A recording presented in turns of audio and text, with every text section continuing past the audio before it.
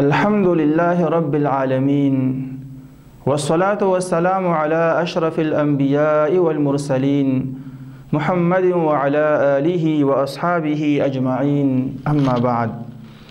زمان دین اسلام عزتمند و محترم رونو، لومبنی درس ته د درسونو د رمضان نه او د ټولو نه اول خو د الله سبحانه و تعالی د پاره ډېر حمدونه او شکر دی چې زمونږ استاسو په جون کې الله رب العالمین د یو بل رمضان اضافه وکړله.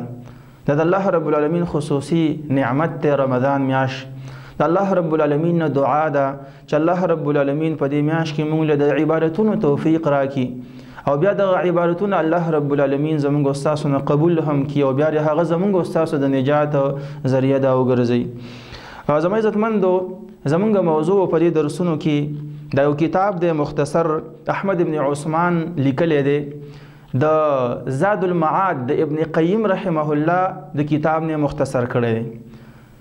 زاد المعاد د ابن قیم رحمه الله مشهور کتاب دی، څلورو جلدونو کې او ډېر فایدهمند دی. نو هغه د دغه غټ کتاب نه درې موضوعګانې دا مختصر کړي دي په یو رساله کې چې د رسول الله صلی الله علیه وسلم په عبادتونو کې سنت طریقې د نبی علیه السلام معاملات او دغه اخلاق دی راجمع کړي.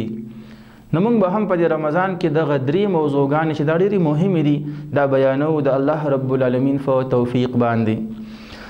نننی درس کې به موږ وایو چې هدی النبی صلی الله علیه وسلم فی الطهارة وقضاء الحاجه. د رسول الله صلی الله علیه وسلم سنت طریقه په طهارت کې او په قضاء حاجت کې. قضاء حاجت د یو فطري عمل دی چې د هر انسان ضرورت د پشپا ورځ کې خامخا دې ته راځي. نو په کار ده چې مونږ او تاسو په دې عمل کې د خپل رسول صلی الله علیه وسلم د سنت اتباع وکړو. نبی علیه السلام به چې کله قضاء حاجت د پاره بیت الخلا ته ور داخلېدنه دا دعا به ویله چې اللهم انی اعوذ بک من الخبث والخبائث. ای الله زه پناه غواړم په تا سره د نارینه او د زنانه شیطانانو نه. او چې کله به وته د بیت الخلا نو دا دعا به ویل چې غفرانک، ای الله ستانه ستا بخښنه غواړم. نبی صلی الله علیه وسلم به اکثر بول دا په ناسته باندې کول، اگر که کله کله د نبی علیه السلام نه په ولاړه باندې هم بول دا ثابت دي د پاره د جواز. نبی صلی الله علیه وسلم به استنجا کله په اوبو باندې کوله، کله به د استنجا د پاره لوټي او کاڼي استعمالول، او کله به د لوټي او د اوبو جمع کول د استنجا د پاره. دا درې واړه عمل جایز دی که یو سړی اول په لوټو باندې استنجا وکړي او بیا وروسته په اوبو باندې وکړي، دا هم جایز ده. او دغه شانتې ځان له صرف اکتفا کول په اوبو باندې یا په لوټو باندې دا هم جایز ده. نبی صلی الله علیه وسلم به استنجا دا په ګس لاس باندې کوله، او کله به چې نبی علیه السلام په اوبو باندې استنجا وکړه نو بیا به د هغې نه پس خپل ګس لاس په ځمکه باندې راکاږه د پاره د طهارت.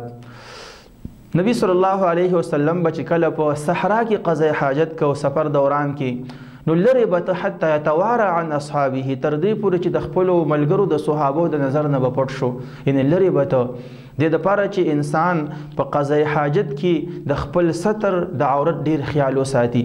کله به نبی علیه السلام د قضاء حاجت په دوران کې د شګو د ډېرې نه خپل ځان رستو پټو، کله به د کجورو د بوټو نه خپل شاته ځان پټو، دې لپاره چې د چا نظر دا په نبی علیه السلام ونه لګي. بله سنت طریقه دا ده چې نبی علیه السلام به د وړو بولو د پاره د نرمې ځمکې انتخاب کو. اللین الرخوه من الارض، هغه ځمکه چې هغه نرمه وي چې هغې ته بول ورشي چې دوباره راتنبی نه، چې انسان ته د بولو څاڅکي نه کېږي. ځکه حدیث کې د بولو د څاڅکو عذاب قبر ذکر شوی دی. نبی علیه السلام چې به کله د قضاء حاجت دپاره کېناسته نو تر هغه وخت پورې به یې خپله کپړه نه راوچتوله تر دې پورې حتی یدنو من الارض، تر دې پورې چې ځمکې ته به نږدې شو. او نبی علیه السلام چې کله د قضاء حاجت په دوران کې یا د وړو بولو په دوران کې به چا سلام واچو د سلام جواب دا به نه ورکوو. دغه شانتي هدی النبی صلی الله علیه وسلم فی الوضوء، د نبی علیه السلام سنت طریقې په اوداسه د نبی علیه السلام کې. نبی علیه السلام به عادت مبارک داو چې د هر مونځ دپاره به غالبا نوی اودس کو، او په کار ده چې مؤمن سړی د دې اودس سره خپل ځان عادت کړي. دا د مؤمن یو زیور دی، په دې باندې انسان ښایسته کېږي. او کله کله داسې شوي دي چې نبی علیه السلام په یو اودس باندې 2-3 منځونه هم کړي، لکه څنګه چې په واقعه د فتح مکې کې ثابت دي د نبی علیه السلام نه. رسول الله صلی الله علیه وسلم به عموما اودس دا په یو مد اوبو باندې کو. یو مد اوبو د درمیانه انسان یوې لفې ته مد ویلی شي، او کله به د دې نه لږ زیات او کم هم شولې، لیکن رسول الله صلی الله علیه وسلم به د اوداسه په اوبو کې اسراف نه کو، د حد نه تجاوز به نه کو، او امت هم د دې نه یارولی دی چې انسان به په اودس کې زیاتې اوبه دا نه مصرف کوي. نبی علیه السلام به اودس چې کو نو کله به ټول اندامونه یو ځل ووینځل، کله به داسې و چې 2 کرت به ټول اندامونه ووینځل، او کله به 3 کرت اندامونه ووینځل، او کله به داسې هم و چې بعضې اندامونه به 2 ځل، بعضې به 3 ځل، او بعضې به 1 ځل ووینځه. دا 3 وانه طریقې یا 4 وانه طریقې د اودس دا صحیح دي، لیکن لم يتجاوز الثلاث قط. نبی صلی الله علیه وسلم یو اندام د 3 کرتو نه زیات چرته نه دی وینځلی. نبی صلی الله علیه وسلم به په اودس کې خولې او پوزې ته اوبه اچولې چې دې ته مضمضه او استنشاق وي. نو کله به داسې وه چې یو چونکې به اوبه راواغستلې او خولې او پوزې ته به یو ځای اوبه واچولې، نیمې خولې ته او نیمې پوزې ته، او کله به داسې وه چې نبی علیه السلام به خولې له ځان له اوبه راوچتولې او پوزې له به ځان له اوبه راوچتولې. په ښي لاس باندې به نبی علیه السلام استنشاق کو، پوزې ته به اوبه اچولې، او استنثار پوزه سون کول دا بیا په ګس لاس باندې کول. نبی صلی الله علیه وسلم چرته نه دی دا ثابت چې اودس یې کړي او مزمزه او استنشاق یې نه کړي، یعنی همیشه کلم چې نبی علیه السلام اودس کړی دی نو مزمزه او استنشاق خولې ته او پوزې ته د اوبه پکې اچولې دي. نبی علیه السلام به د سر مسحه د ټول سر مسحه کوله، چې د مخکې تندي نه به لاسونه شروع کړل تر اخره پورې به یې بوتل او بیا به یې راواپس کړل. کله به نبی صلی الله علیه وسلم په سر باندې پټکي مو نو بیا به نبی علیه السلام تندي باندې مسح وکړه او باقي مسح به په پټکي باندې پوره کړله. نبی علیه السلام به غوږونو باندې مسح کوله، د ظاهر او باطن دننه غوږونه او بهر غوږونه دا به د سر سره مسح کول. نبی صلی الله علیه وسلم به کله چې په خپو باندې موزي وغیره یا جرابې نه وي نو بیا به خپې وینځلې، او کله به چې په خپو باندې موزي وي نو په هغې باندې بیا مسح کوله. د نبی صلی الله علیه وسلم اودس دا پرله پسې و، یعنی داسې نه وه چې یو اندام وینځلي او بیا یې ډېر صبر کړي، څه بل کار یې کړي او بیا چې کوم دی دوباره د هغه ځای نه اودس شروع کړي. نه، پرله پسې والی په اودس کې لازم دی چې انسان به ټول اندامونه پرله پسې دا وینځي. نبی علیه السلام به د اودس شروع په تسمیه بسم الله باندې کوله. کله به چې اودس ختم کو د هغې نه بعد به دا دعا ویله چې اشهد ان لا اله الا الله وحده لا شریک له واشهد ان محمدا عبده ورسوله اللهم اجعلني من التوابین وجعلني من المتطهرین. او دا فرمایله څوک چې دا دعا ووایي د اودس نه پس الله سبحانه وتعالی د انسان ته 8 دروازې د جنت دا کولاو کی. څومره بهترینه دعا ده.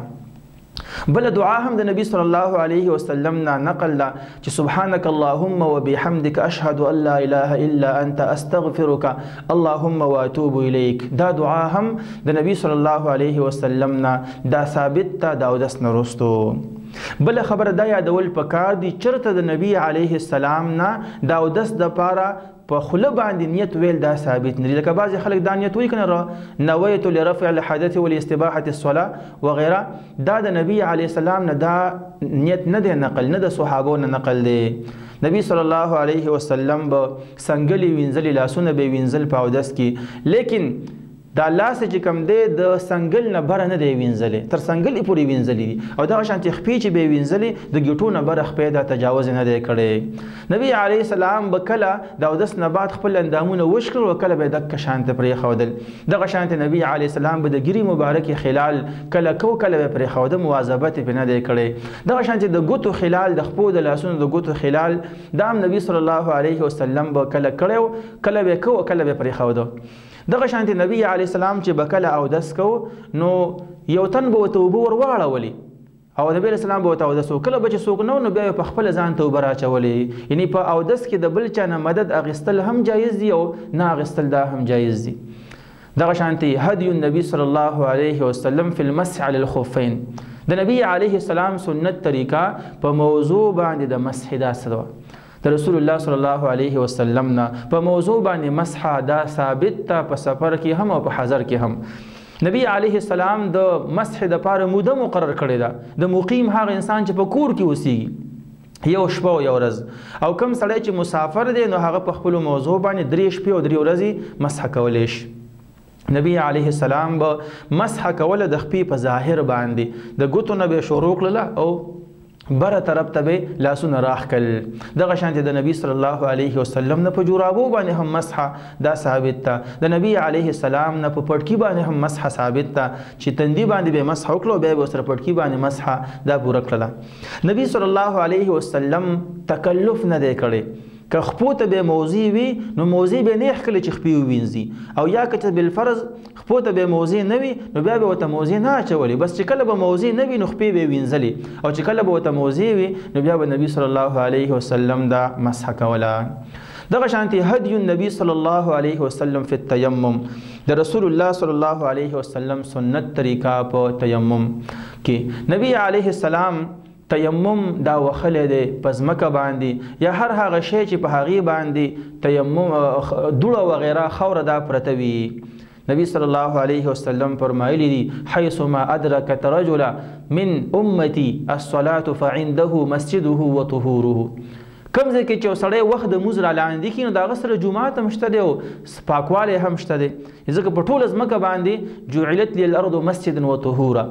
نبی اسلام فرمایي زما د پر ټوله ځمکه دا جومات هم ګرځولی شوی دی، ځای د مونځ او دغه شانتې سبب د پاکوالي هم ګرځولی شوی دی. نبی صلی الله علیه وسلم نه چېرته ثابت نه دي چې په سفر کې د خپل ځان سره خوره بار کړي دې دپاره چې په دې به تیمم وهم، نه ځان سره خوره په سفر کې نه ده وړی او نه په دې باندې امر کړی دی.